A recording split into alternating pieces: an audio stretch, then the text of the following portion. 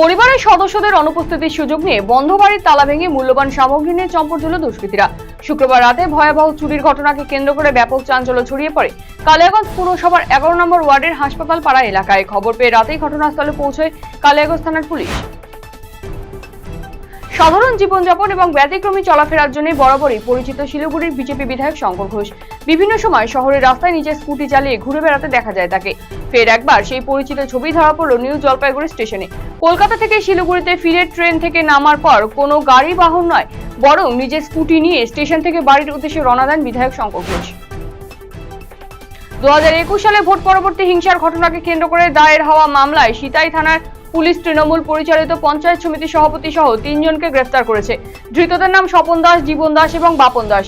অভিযুক্ত 3 জন পরস্পরের ভাই বলে জানা গিয়েছে। পুলিশ সূত্রের খবর, শুক্রবার সিতাইয়ের বরথর এলাকার বাসিন্দা দিগম্বর রায় থানায় একটি লিখিত অভিযোগ দায়ের করেন।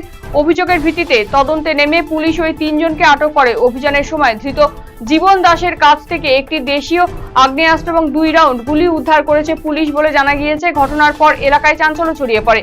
পুলিশ সূত্রে আরও জানা গিয়েছে, ধৃত 3 জন শনিবার আদালতে পেশ করা হবে। ঘটনা তদন্ত শুরু হয়েছে। গোপন সূত্রে খবর পেয়ে অভিযান চালিয়ে এক তৃণমূল কর্মীকে আগ্নেয়াস্ত্র সহ গ্রেফতার করল সাহেবগঞ্জ থানার পুলিশ। ধৃতের নাম গোপীনাথ সাহা। তিনি বড়শাকদল গ্রাম পঞ্চায়েতের ঘাটপাড় এলাকার বাসিন্দা বলে জানা গিয়েছে। পুলিশ সূত্রের খবর, বড়শাকদল গ্রাম পঞ্চায়েতের নিগমনগর ঘাটপাড় ব্রিজ সংলগ্ন এলাকায় সন্দেহজনকভাবে ঘোরাফেরার সময় তাকে আটক করা হয়। পরে তল্লাশি চালিয়ে তার কাছ থেকে 2টি দেশি আগ্নেয়াস্ত্র এবং 1 রাউন্ড কার্তুজ উদ্ধার করেছে পুলিশ। ঘটনার জেরে এলাকায় চাঞ্চল্যের সৃষ্টি হয়। ধৃতদের বিরুদ্ধে অস্ত্র আইনে মামলা রুজু করেছে পুলিশ। ডুয়ার্সের নাগরাকাটায় চা শ্রমিক বোঝাই একটি পিকআপ ভ্যান দুর্ঘটনার কবলে পড়ে আহত হলো 40 জনের বেশি শ্রমিক। শুক্রবার নয়া শাইলি চা বাগান সংলগ্ন রাস্তায় একটি বাঁকের মুখে নিয়ন্ত্রণ হারিয়ে ভ্যানটি উল্টে যায়। আহতদের বেশিরভাগই মহিলা শ্রমিক বলে জানা গিয়েছে। এর মধ্যে 13 জনের অবস্থা গুরুতর হওয়ায় তাদের মাল সুপার স্পেশালিটি হাসপাতালে স্থানান্তরিত